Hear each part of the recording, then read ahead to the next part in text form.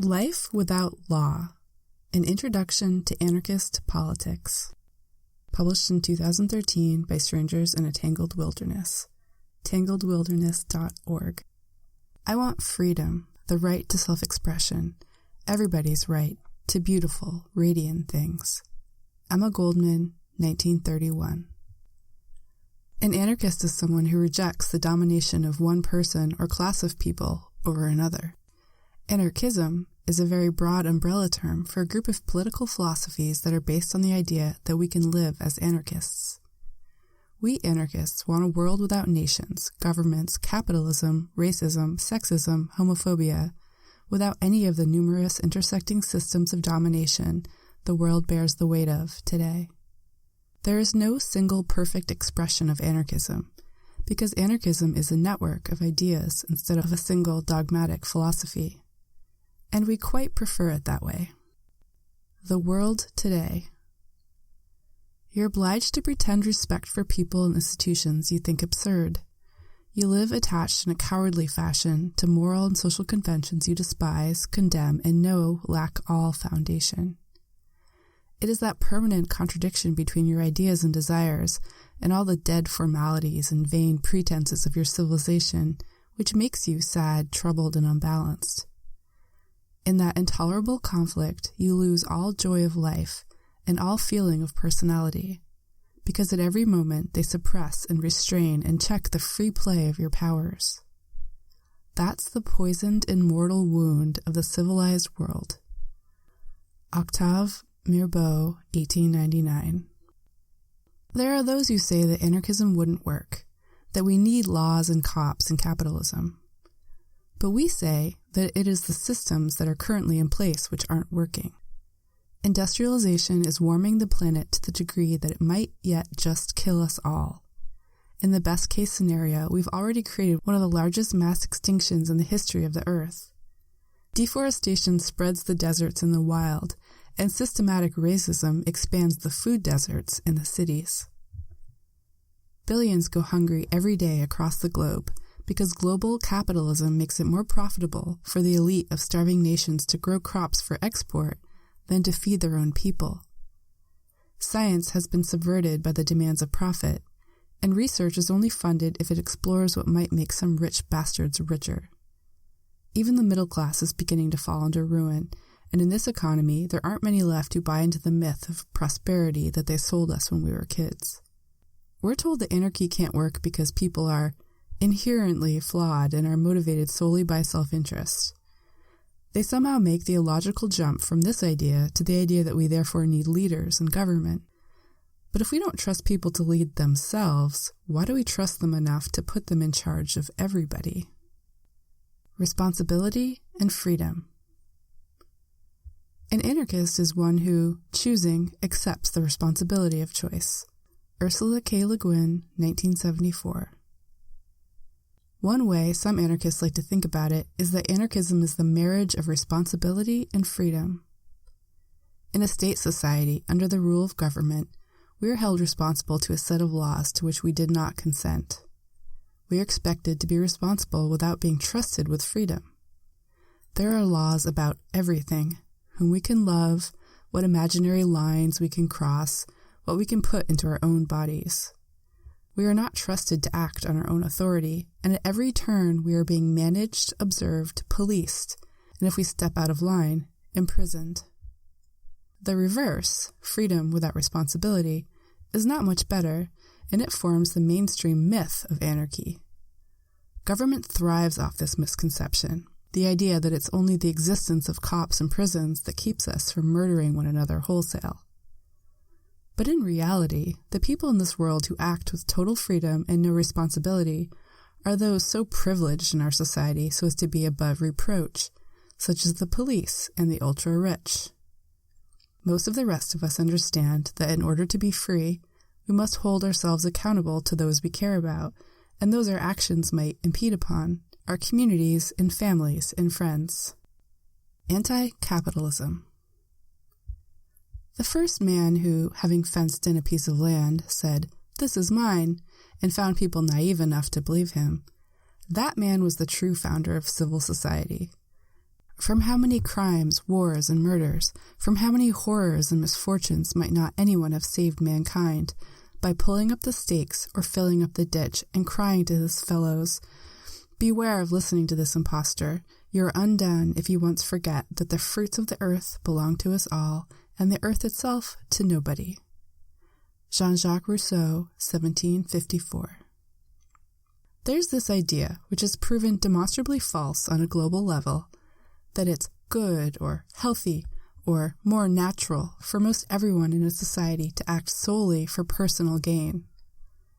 In economic terms, this is the central myth of capitalism, that everyone should try to get one over on everyone else all the time, and that if everyone does that, most people win.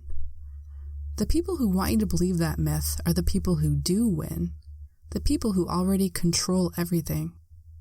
Capitalism does not, as is popularly misunderstood, mean an economic system in which people work for money that they can exchange for goods or services. Capitalism is, instead, an economic system in which people can leverage their access to capital to extort money from other people. That is to say, capitalism is a system by which people who own things don't have to work, and everyone else does. The owning class makes money just by already having money. They make money off investments, off renting property, off the value produced by their employees. They live in luxury because they are in the process of dominating everyone who makes money through work. Capitalism is a system by which one class of people dominates another, and we oppose it. Instead, we suggest all kinds of different ways of organizing our economies. Some anarchists argue for communism, in which the means of production are held in common by communes. Others favor mutualism, in which means of production are owned by individuals or collectives, and money is used, but money can only be made through work, not through capital. Still others push for a system of gift economics, an organic system in which people give to one another freely and without compulsion, sharing when and what they would like, with whom they'd like. There are many more ideas than this besides, and most anarchists believe that any given group of anarchists ought to be free to choose the system that they prefer, as long as these ideas steer clear from demonstrably oppressive systems like capitalism. Anti-state. Government is an association of men who do violence to the rest of us. Leo Tolstoy, 1894. For the past several hundred years, the progressive rhetoric in Western societies has been around what sort of government to have. But the division of people in geography into states under which they are ruled is itself preposterous and harmful. To an anarchist, asking what sort of government to have is like asking whether it's better to be eaten by wolves or lions. What is not asked often enough is whether or not we ought to be governed at all. Anarchists do not eschew organization, however. If anything, we spend too much of our time concerned with its intricacies. We are opposed to government because we are opposed to being ruled, not because we are opposed to organizing amongst our peers for our mutual benefit. But this is not to say that what we want is democracy. At its worst, as is practiced in the US and elsewhere, we have a, quote, representative democracy in which we appoint our rulers. At its best, we might hope for a direct democracy in which we all get to vote on decisions. But a democracy is a government still, one that makes up a set of laws that everyone is compelled to obey, like when 6 wolves and 4 sheep get together to plan what they would like for dinner. Amongst ourselves, we create organizing structures that allow for the full autonomy of every individual, wherein no person can be compelled to go along with the wishes of the group.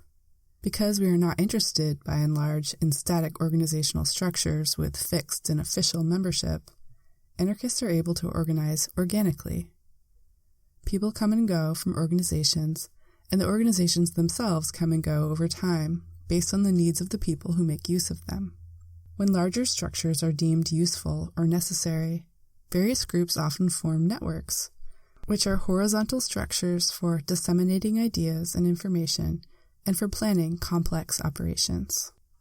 A world without law. How noble the law in its majestic equality, that both the rich and poor are equally prohibited from peeing in the streets, sleeping under bridges, and stealing bread. Anatole France, 1894. No great idea in its beginning can ever be within the law. How can it be within the law? The law is stationary. The law is fixed. The law is a chariot wheel which binds us all, regardless of conditions or place or time. Emma Goldman, 1917.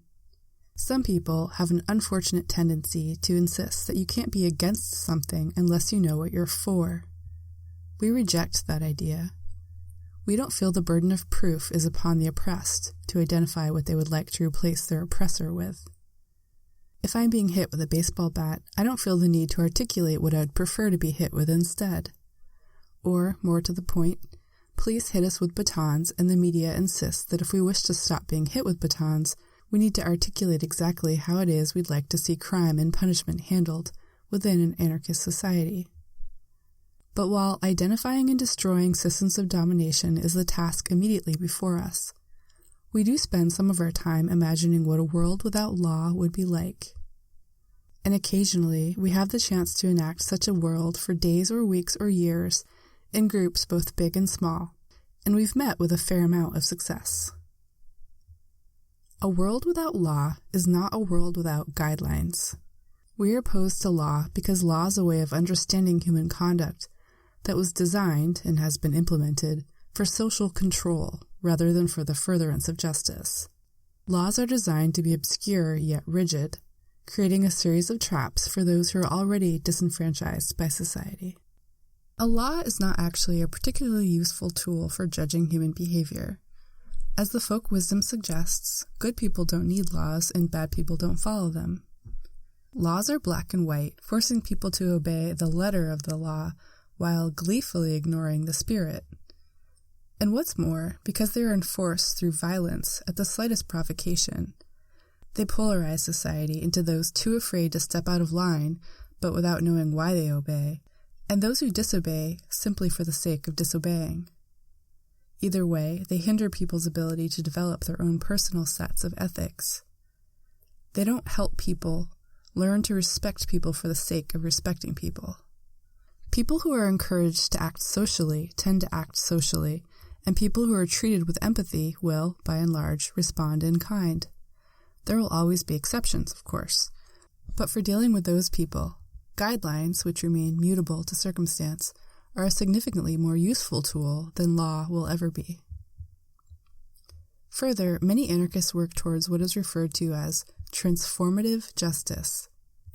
This is the concept that, while it is impossible to repair the harm done by the perpetrator of an unjust act, one can work to help the perpetrator take personal responsibility for what they have done, so as to prevent them from returning to such behavior in the future. An anarchist society, like any other, will still defend itself from those who cannot or will not take responsibility for their actions. But this self-defense is done in the name of protection rather than punishment or revenge. It's worth acknowledging here that, like many of our ideas and methods, transformative justice is practiced and was developed not just by anarchists, but by a wide range of other marginalized groups. And of course, we don't live in an anarchist society free from the influence of the culture of domination that surrounds us. And any thoughts we have about a world without law are reasonably hypothetical. Once more, we reserve the right to condemn atrocities, like the culture of prison and police, without feeling an obligation to field and implement fully developed alternatives. Mutual aid and solidarity. I am truly free only when all human beings, men and women, are equally free. The freedom of other men, far from negating or limiting my freedom, is, on the contrary, its necessary premise and confirmation. Mikhail Bakunin, 1871. Mutual aid is a fancy way of saying helping each other out, and is one of the core anarchist beliefs. We believe that people can interact in meaningful ways by sharing resources freely without coercion. We share because it helps ourselves and everyone around us live more meaningful lives. We put more stock in cooperation than competition. Solidarity is a fancy word for having one another's backs. Solidarity is the most powerful force that the oppressed can bring to bear upon their oppressors. Every time they come after one of us, we act as though they are coming after all of us. Solidarity can look like 1,000 different things. It can be when someone tackles a cop to free another protester. It can be demonstrations or actions in the names of those whose voices have been silenced by the state. Solidarity can be offering childcare for new parents. It can be medical aid. Solidarity is when we show the world that none of us is alone, when we choose to intertwine our struggles. Solidarity is, in some ways, the opposite of charity. Charity is a way of providing aid that reinforces the hierarchical relationship between groups. Rich people donating money to charity makes poor people even more dependent upon the rich. Poor people, however, organizing to share resources as equals, are acting out of solidarity. Consent and consensus. Whoever lays his hand on me to govern me is a usurper and tyrant, and I declare him my enemy. Pierre-Joseph Proudhon, 1849. Since we anarchists are committed to only doing things with people that those people want to do, we utilize a number of methods to determine what those things are. On an individual level, we're interested in practices based on consent. It's rather amazing how little mainstream society teaches us to value one another's consent. Consent is a way of finding out what other people are interested in doing with you. Mostly, this just means asking people before you do things with them. Do you want to come to this demonstration? Can I kiss you? Would you like me to touch your back? Can I help you with that? Some people consciously develop nonverbal ways of communicating consent. But the important thing is to not act without knowing if the other person is informed of the ramifications of an action, is in a headspace to make decisions, and is enthusiastic. One tool we use for finding consent in larger groups is consensus. Most anarchist decision-making is built around this method. Consensus is a way of determining what everyone in a group is comfortable with doing. Do we want to blockade this building? Do we want to sign our group's name on this public letter? Do we want to publish this book? A group that respects the autonomy of every individual within it will generally act via consensus in some form or another. Some people mistake consensus to be basically the same as voting, but where everyone agrees instead of a majority. This thinking, however, is still built around voting, which is a form of competitive decision-making that is not designed to respect people's autonomy. Consensus, instead of being a way to convince everyone to agree to the same plan, is a way of exploring what the logical limits of any given group are.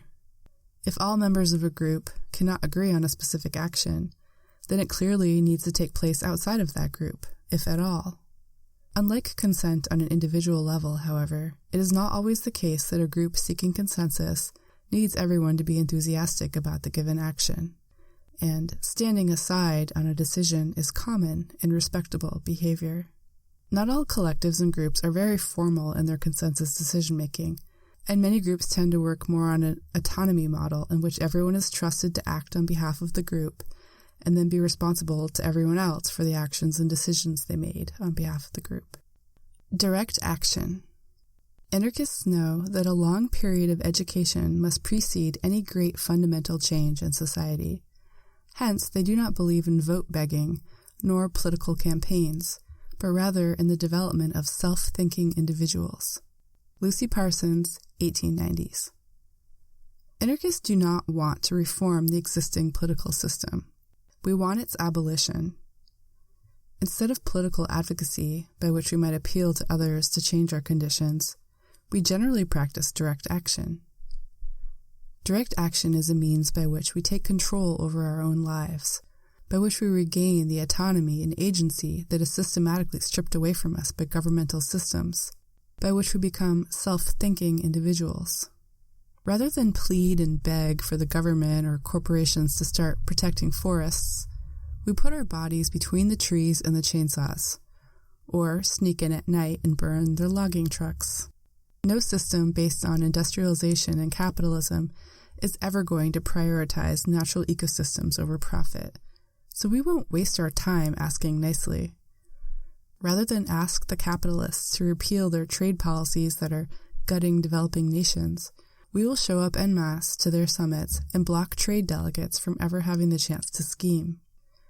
Rather than campaign for the right to marry, we'll live our queer lives however we feel, with whomever we choose, and we'll defend ourselves from bigots instead of asking the state to intervene. Prefiguration. If you took the most ardent revolutionary, vested him in absolute power, within a year he would be worse than the Tsar himself. Mikhail Bakunin. We participate in direct action because we find the means and the ends to be inseparable. It's quite likely that none of us will live in an anarchist society, but that doesn't mean we can't act like anarchists now. To be an anarchist is at least as much about the ways in which you engage with the world and how you treat people, as it is about what fantastic utopia you hope to one day live in. Sometimes we call this intertwining of the means and the ends prefiguration. Anarchists aim to act in ways that maximize other people's autonomy. Most Marxists, state communists, and other revolutionary ideologies suggest a vanguard with which to seize power.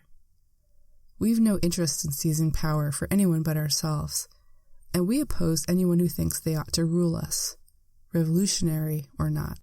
What's more, prefiguration means that we don't put up with oppressive attitudes in our circles, because we seek a world without oppressive behavior. It doesn't mean, however, that we have to be nonviolent. While we do believe a responsible anarchist world would be more peaceful than the world we inhabit today, most anarchists accept that domination may occasionally need to be met with violent force in order to stop it. Our problem isn't with violence itself, but the systems of domination that make use of it. Tactics. An anarchist is anyone who denies the necessity and legitimacy of government. The question of his methods of attacking it is foreign to the definition. Benjamin R. Tucker, 1895. The same as there is no unified idea of anarchist economics, there is no universally accepted framework for anarchist tactics. We know we believe in direct action, but what kinds? Almost every individual anarchist or anarchist group might respond to this question differently. The most famous anarchist tactic so far in the 21st century is the black bloc. The black bloc is a tactic by which we obscure our identities by wearing identical black clothing and then engage in various direct actions, usually in public. The most iconic action is probably that of breaking out the windows of banks, courthouses, chain stores, and other institutions and symbols of domination. The second most well-known action black blocs engage in is that of defending demonstrations from police attack, often by using shields, reinforced banners, and the occasional weapon like flagpoles or thrown rocks. The black bloc tactic remains popular today because it is effective at empowering those who participate in it, and, compared to other tactics, effective at keeping those involved safe from police repression. This does not mean that every anarchist participates in or even supports black bloc tactics, nor does it mean that people who participate in black blocs don't engage in other tactics as well. There are many, many more tactics that anarchists are actively engaged with all over the world besides wearing black and taking the streets. We also, for example, sometimes wear color when we take to the streets. We organize demonstrations. We organize free dinners for ourselves and anyone else who needs food. We organize workplaces into unions, and we start worker-owned cooperatives. We work towards cities designed to suit the needs of people and the ecosystem, instead of the desires of the wealthy. We throw pies at politicians to show the world that they are not untouchable. We run magazines and blogs and write as journalists. We hack security databases and leak information to the public about the ways in which the public is being spied upon. We tell stories that heroize resistance to oppression. We help people cross borders. We fight fascists in the streets. We've been known to burn down a building or two. And it's been a while, but we used to kill kings. We openly advocate what's called a diversity of tactics, meaning we've got as much respect for those practicing nonviolent civil disobedience as we do for arsonists. That is to say, only as much respect as the individual actions themselves deserve on their own merit at the time, place, and social context in which they were used. Strategy. An anarchist strategy is not a strategy about how to make a capitalist or statist society less authoritarian or spectacular. It assumes that we cannot have an anarchist society while the state or capitalism continues to reign. Aragorn, 2005. A lot of broader strategies have been suggested for how we might go about creating an anarchist society, or even just strategies of how we might best live as anarchists here and now. Each has their proponents and detractors, but few people believe that there is one single correct path to take towards freedom, and all of these strategies have in the past and will continue to overlap. The most famous strategy is that of revolution, in which a single, reasonably organized mass uprising allows for the oppressed classes to seize the means of production and take their lives into their own hands. Many anarchists remain skeptical of how we might go about organizing such a thing in a way that doesn't simply leave a different class of people, an anarchist government of sorts, in charge. Furthermore, exemplified in the recent uprisings in the Middle East, revolution does not have the best track record in terms of increasing liberty to those in the revolutionary country. Quite often, state communists or other authoritarian groups have essentially seized control of the revolution at the last minute, stepping into the vacuum of power. This, many anarchists would argue, doesn't mean that an anti-authoritarian revolution is impossible, only that it faces numerous challenges. A second strategy is that of advocating and participating in insurrections. Insurrections are moments of freedom and revolt, often occurring in times of crisis. These insurrections would, ideally, allow for areas to be liberated from state control, and if they came in increasing strength and frequency, allow for a generalized revolt that could break state power. It has been argued that insurrections do not provide lasting change and can often simply serve as an excuse for government repression. But insurrections have also played important roles in numerous anarchist struggles. A third strategy that anarchists have historically tried is syndicalism. This method is a workerist method that suggests destroying the capitalist state economy by means of workers taking direct control of their factories. While largely popular and indeed often successful in the past, the nature of modern labor and the shift in developed countries away from manufacturing makes syndicalism less popular than it has historically been. Another strategy is referred to sometimes as the dual power strategy. This is a strategy of building up counter-infrastructure along anarchist lines to fulfill people's needs and desires while simultaneously attacking the mainstream institutions that are destroying the world. This list is clearly not all-inclusive.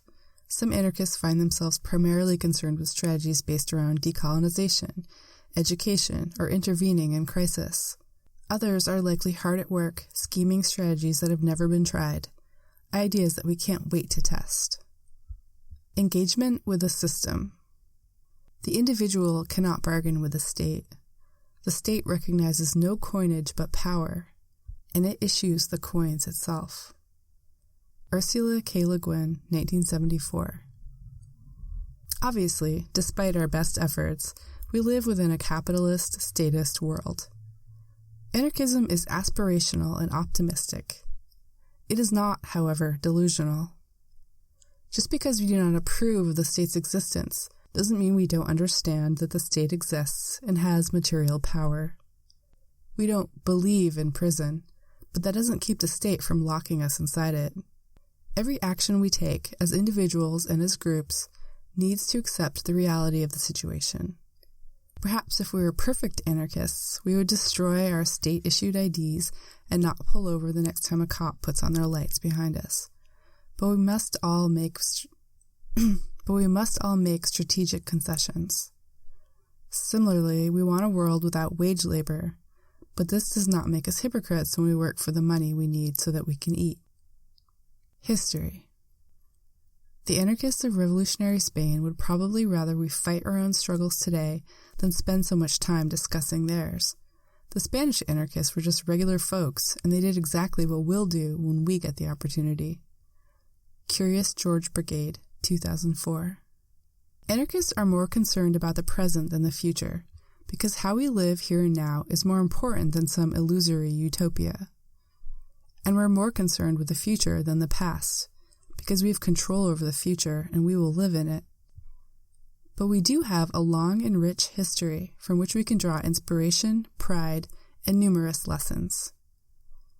While anarchist influenced philosophy may be found throughout and before recorded history, from certain Taoists, Stoics, Hindus, tribal groups, and others, it was Pierre-Joseph Proudhon who coined the term in 1840 and was the first to self-identify as an anarchist. Anarchists have played an enormous role in revolutions, labor struggles, uprisings, and culture ever since. In the 1880s, anarchists fighting against wage labor in the United States got caught up in the fight for the 8-hour workday. After a series of labor rights culminating in a fight in Haymarket Square in Chicago, 8 anarchists were put on trial explicitly for being anarchists. 4 were hanged, and 1 killed himself in jail as a result.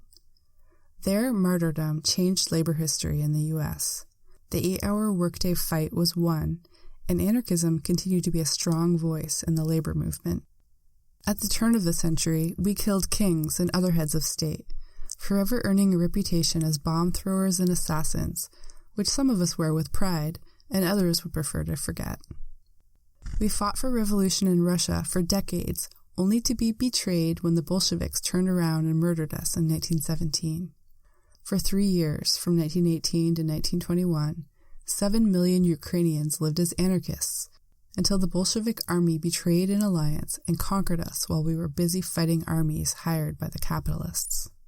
We had another 3-year go of it from 1936 to 1939, when syndicalist labor unions took control of Catalonia, a region in Spain, during the Spanish Revolution. Once again, while anarchists were busy fighting a right-wing invasion, the Bolshevik-controlled Communist Party opened fire on us and the country fell to fascists. Anarchists were heavily involved in Korean independence from Japanese colonial rule and labor struggle in South America. We were involved in the Mexican Revolution. We organized hobos with guns in the U.S., and we robbed banks in France. And we've been involved in numerous art, literary, and music movements, from André Breton's involvement in surrealism to Crass's influence on punk. But we cannot be weighed down by the past. We have our own history to make. Present. Anarchism is not a concept that can be locked up in a word like a gravestone. It is not a political theory. It is a way of conceiving life.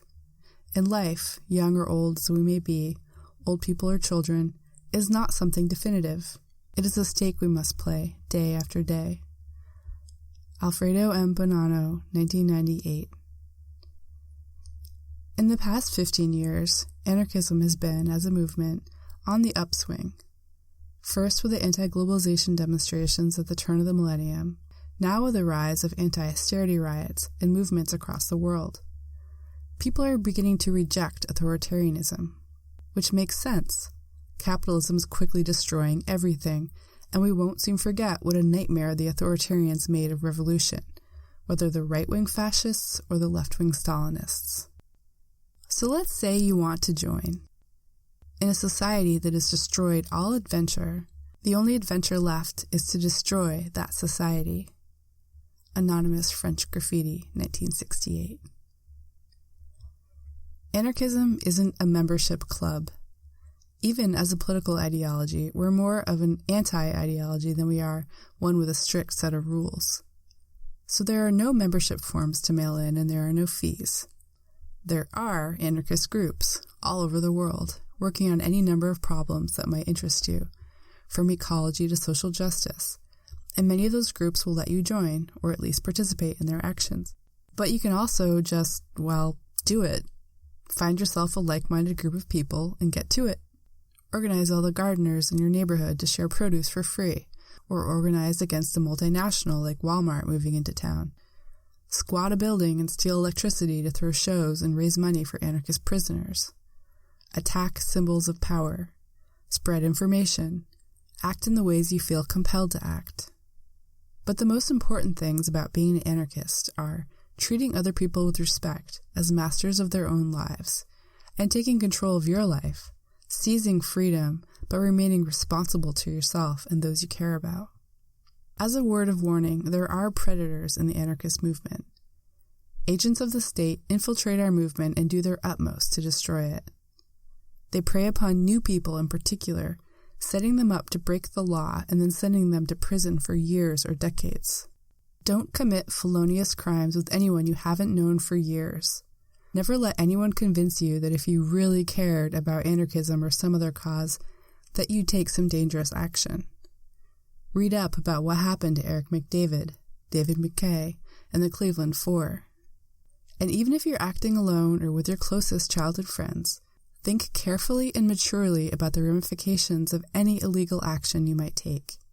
While we cannot let ourselves be paralyzed by fear, we need to remember that certain types of actions will be treated very, very seriously by the authorities, and far more good can be done from outside of prison than from within. But that aside, welcome. We need you. The world needs you. Together we can get some things done. Further reading. People sometimes inquire what form of government is most suitable for an artist to live under. To this question, there is only one answer. The form of government that is most suitable to the artist is no government at all. Oscar Wilde, 1891.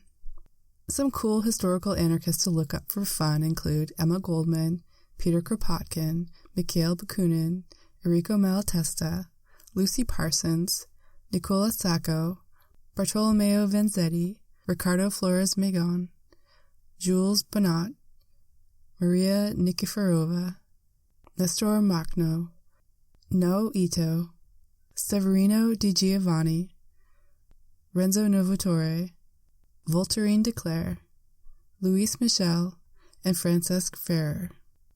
Suggested fiction. The Dispossessed by Ursula K. Le Guin. Bolo Bolo by P.M. The Fifth Sacred Thing by Starhawk. The Mars Trilogy by Kim Stanley Robinson. Woman on the Edge of Time by Marge Piercy. Just Passing Through by Paco Ignacio Taibo II. V for Vendetta by Alan Moore. Suggested films. If a Tree Falls, Breaking the Spell, Libertarius, Land and Freedom, Vostan Vensbrent, What to Do in Case of Fire. Suggested anarchist publishers. AK Press, Crime Think, Eberhardt Press, LBC Books, Elephant Editions, Strangers in a Tangled Wilderness, that's us, Combustion Books. We are going to inherit the earth. There is not the slightest doubt about that. The bourgeoisie may blast and burn its own world before it finally leaves the stage of history. We are not afraid of ruins. We who plowed the prairies and built the cities can build again, only better next time. We carry a new world here in our hearts. That world is growing this minute. Buenaventura Durruti, 1936.